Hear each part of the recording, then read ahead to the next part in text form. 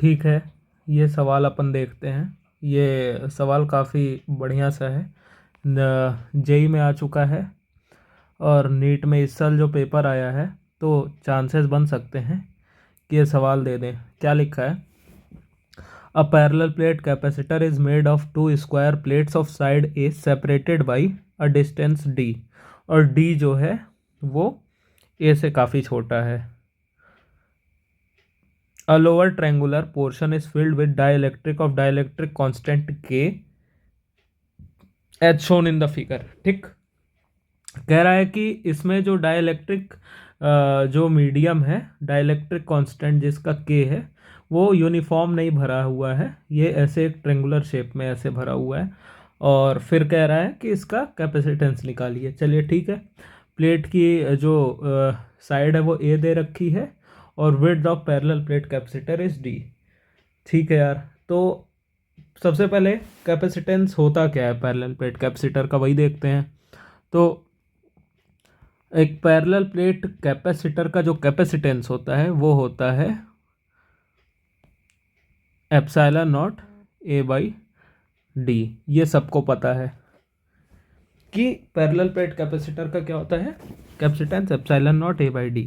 ठीक है, सबसे पहले इस डायग्राम को अपन दोबारा बनाते हैं। चलिए,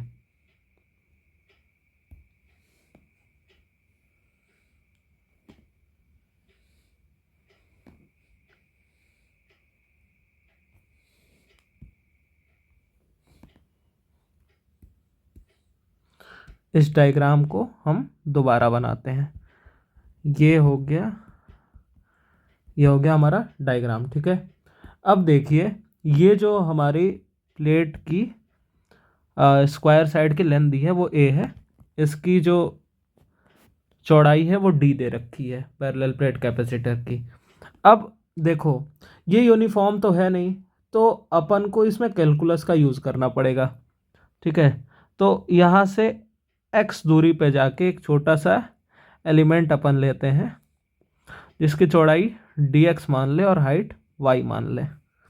ठीक है, चौड़ाई हमने क्या मान ली, डी एक्स मान ली, और हाइट क्या मान ली, वाई मान ली। ठीक है, तो एक रिलेशन अगर इक्वलिटी सिमिलरिटी ऑफ ट्रायंगल से अपन देखें तो Y by X is equal to हो जाएगा डी बाई ए। यहाँ से y की वैल्यू हो जाएगी डी एक्स बाई ए। ठीक है, इतना समझ में आया सबको, आई होप। चलिए, अब देखते हैं c इक्विवेलेंट क्या होगा। c इक्विवेलेंट होता है epsilon not A by D. ये हम सबको पता है, लेकिन इस केस में अगर हम देखें तो हमारा d यहाँ पर सेम नहीं है, d यहाँ पर दूसरा है। यहाँ पे d चेंज हो रहा है, हो रहा है, हो रहा है, हो रहा है। लास्ट में पूरा d में डेप्थ, d होता क्या है, d वो एरिया होता है जितने दूर में हमारा ये मीडियम भरा हुआ है। तो देखिए, ये मीडियम तो यार ऐसे नॉन यूनिफॉर्म भरा है। तो देखिए, डी जो क्या होता है, मतलब डी एक जो एयर वाला भी लेंगे, डाइलेक्ट्रिक तो एयर का भी होता है, तो एयर वाला भी लेंगे और ये नॉर्मल भी लेंगे। ठीक है, तो डी को हम लिख सकते हैं डी इफेक्टिव। अच्छा, एरिया क्या होता है, एरिया की अगर बात करें तो एरिया हो जाएगा हमारा, यहाँ से हम ए जितने दूर में ये भरा हुआ है वो एरिया होगा, जितने दूर में डाइलेक्ट्रिक मीडियम भरा हुआ है।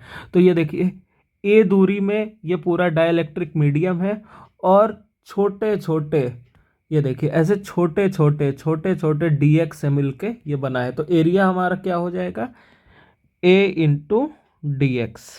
Is that clear? ठीक है, अब हम आगे मूव करते हैं, अब हम आगे मूव करते हैं। ठीक है, तो देखिए, अब डी इफेक्टिव की अगर हम बात करें, डी इफेक्टिव क्या होगा। डी इफेक्टिव अभी हमने बताया, एक तो एयर के वजह से हो जाएगा और एक क्या हो जाएगा, due to medium.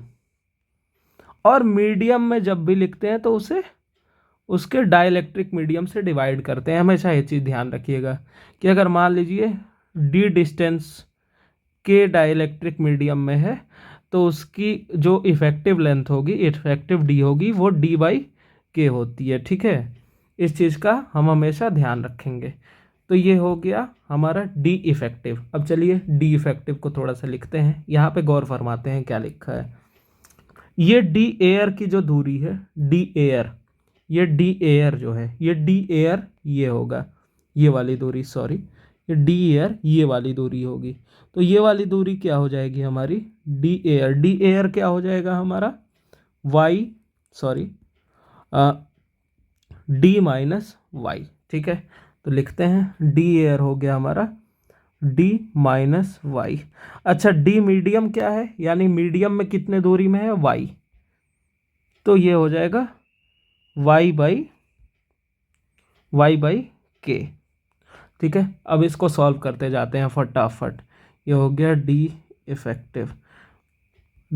Effective is equal to D minus, अच्छा वाई यहाँ कॉमन ले ले अगर, तो ये हो जाएगा 1 माइनस 1 बाई के। अगर हम यहाँ पर y कॉमन ले लेते हैं, ठीक है, ये d थोड़ा सा और ऐसे लिखते हैं, ठीक है, कॉमन ले लेते हैं अगर।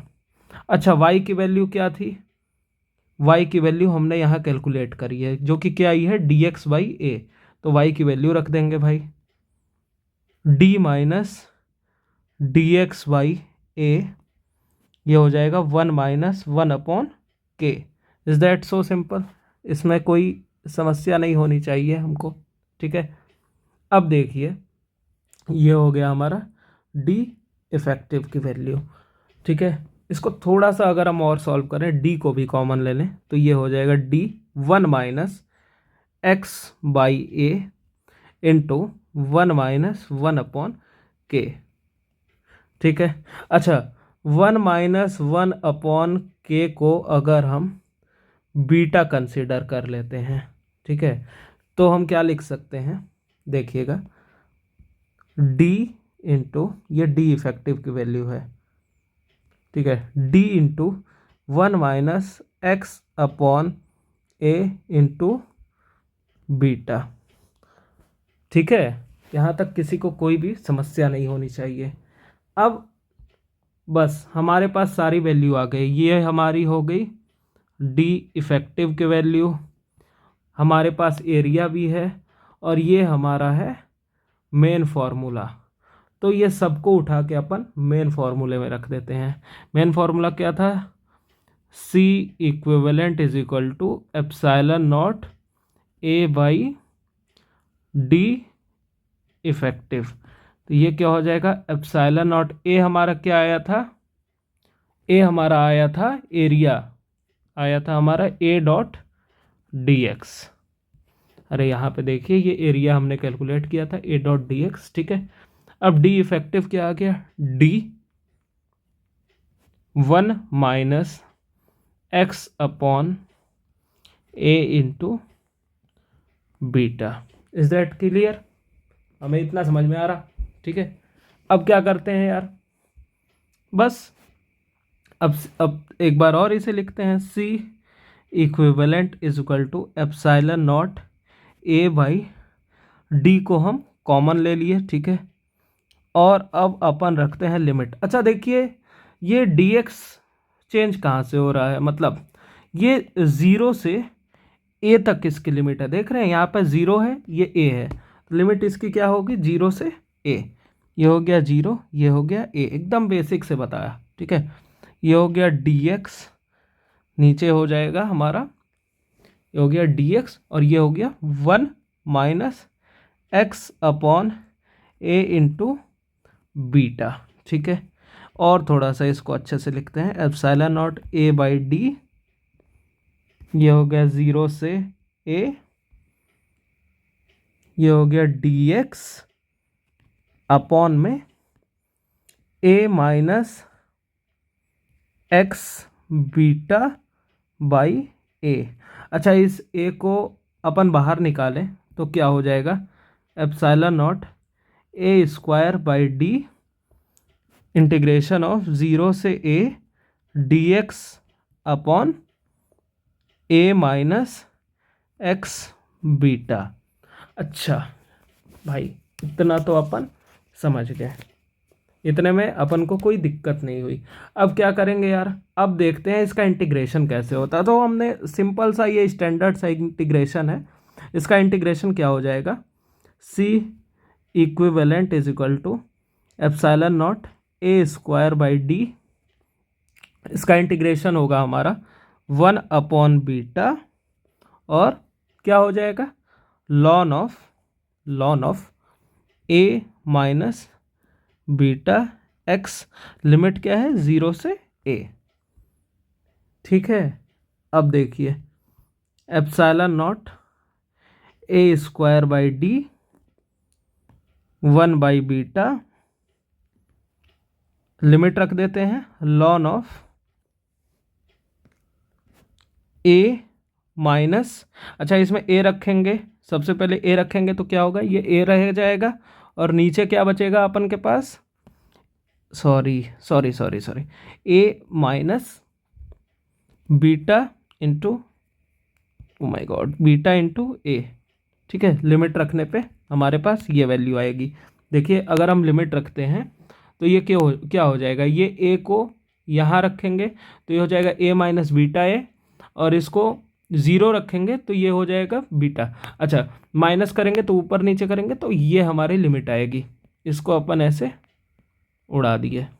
ठीक, अब क्या अपने पास आएगा, epsilon not A square by D 1/बीटा लॉन ऑफ 1/1 माइनस बीटा। अच्छा, एक और चीज़ ध्यान देने की ज़रूरत है, ये देखिए सवाल अपना सॉल्व होने जा रहा है। ये C equivalent is equal to, अभी इसको रुक जाइए, नहीं, बीटा की वैल्यू क्या थी हमारी, बीटा की वैल्यू अगर अपन देखें तो हमने 1/1 माइनस 1/k को बीटा माना था। बीटा क्या था, 1 माइनस 1/k। तो बीटा माइनस 1 माइनस बीटा को अपन को सब्सटीट्यूट करना है यहाँ पे, तो 1 माइनस बीटा हो जाएगा 1/k। ठीक है, पहली चीज़ ये आ गई, और दूसरी चीज़ बीटा क्या हो जाएगा, k minus 1/k, k minus 1/k। अब ये दोनों वैल्यू उठा के यहाँ रख देते हैं तो क्या हो जाएगा, c equivalent is equal to epsilon not A square by D. अच्छा, बीटा की वैल्यू क्या होगी, k माइनस 1 इंटू के, और लॉन ऑफ 1 माइनस 1 बीटा की वैल्यू 1/1 माइनस बीटा, तो 1 माइनस बीटा की वैल्यू 1/k आई थी, तो ये आ जाएगी लॉन ऑफ k। तो इसको अगर अपन फिर से लिखें तो c इक्विवेलेंट आ जाएगा